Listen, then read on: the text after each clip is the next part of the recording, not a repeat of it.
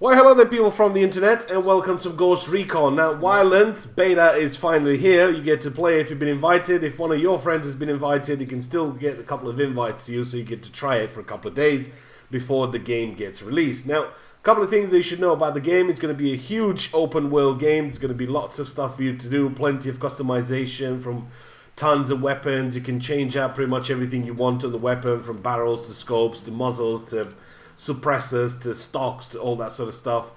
It's going to be lots of missions, plenty of strategy out there for those of you that like a bit of sneaky like.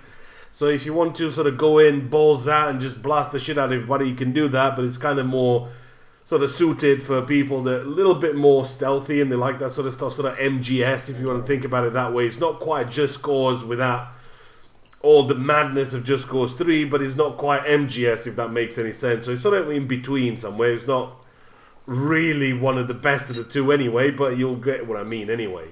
Now, when it comes down to performance for the beta, this is a console port, so it's going to be pretty bad. I mean, on a 1070, GTX 1070 and an i7, I was struggling to get 25 frames at points, but the trick was, after tweaking with the system for quite a bit, if you put it too high and you turn off VSync and you also go ahead and limit your FPS to 60, you will be getting a steady 60 and you'll be nice and smooth. So remember, high, VSync off, and then you can turn off whatever you want, you know, like sort of bloom and lens flares and motion blur and a lot of the things that you want. You should be taking them off anyway because they just make the game look a little bit better. Now, when it comes down to the vehicles are absolutely retarded in the game. And I know you're probably going to say, oh, this is a beta, man. This is not something that's going to be in the final. It is in the final game. This is not a beta.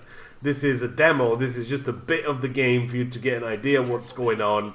And that's going to be it. You've got some features missing, but that's it. It's absolutely retarded, the driving. It doesn't matter what vehicle you drive, whether that be a 25-ton truck or a lorry or whatever you're driving, or you're driving a motorcycle, you simply cannot die on that thing. I mean, I've flown bikes from top of mountains and things like that and I've fallen in really weird angles. You cannot get off the bike. It's just that simple. It's just, the driving is absolutely, everything's just glued to the road and you can't make a mistake. It's just that simple. And when it comes down to driving any kind of vehicles, it doesn't matter if you drive on the road, off the road, it'll have the same performance.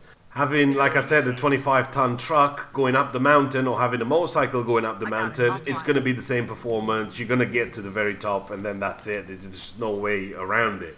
I mean, it surely looks cool when you're sort of doing some cool drifts with the bikes and everything, but you simply cannot fall off it. It's just, it makes it like, why do you want to have that in the game where you can't fall off the bike? You know, some of the best moments in open world games is when you go on top of a motorcycle and you land it really weirdly, or when you dropped it on something, or when you've got a boat and drove it on land. It makes you sort of go all weird. That's kind of the fun of it, and that's the whole point of it, and having a big open world game with sort of the madness that comes with it. I mean, another thing that really struck me, that there's just not much to do in the game. I mean, that was, what was that, 2.2 kilometer distance? I mean, you can clearly see there's basically nothing below me but tiny little outposts with 3 dudes guarding nothing, or maybe they're guarding an oil barrel where you can go in and tag the supplies for the rebels and you get 50 points. There's just no point for me to really go there and do something. There's nothing really cool and exciting but a couple of missions, and I suspect those missions are just going to be the same over and over again.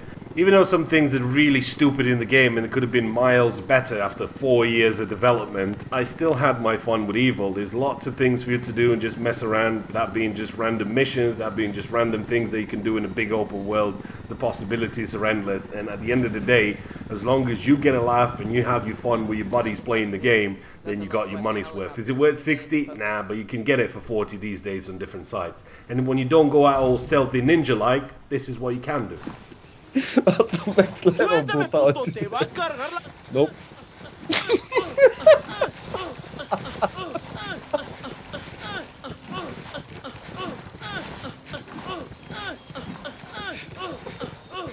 What is this?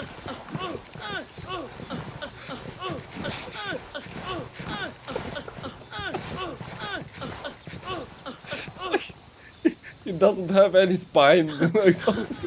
Second there when I loaded it, just fucking you flying. And we stuck? Yep. Yep, GG. And quit to main menu. Hold on. Oh, no, I'll this see is- for us. Yeah, just grenade ourselves. Frag out. Go.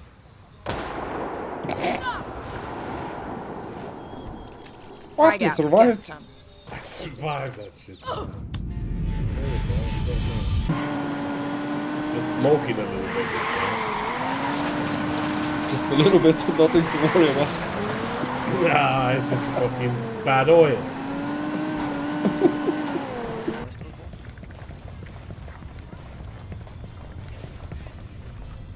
Déjenos en paz, carajo.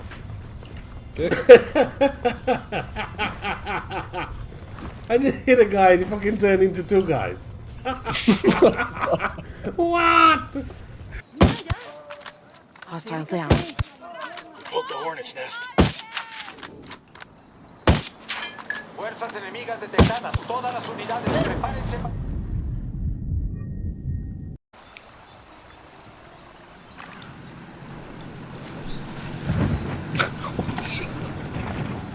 Ow!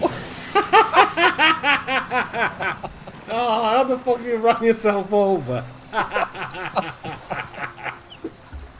Oh shit. It's a house. ¡Alguien abriendo fuego! ¡Paguen los refuerzos!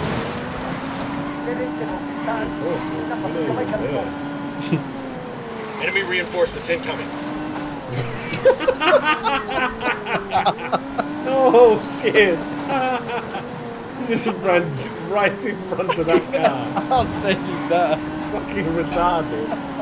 Oh, hold on.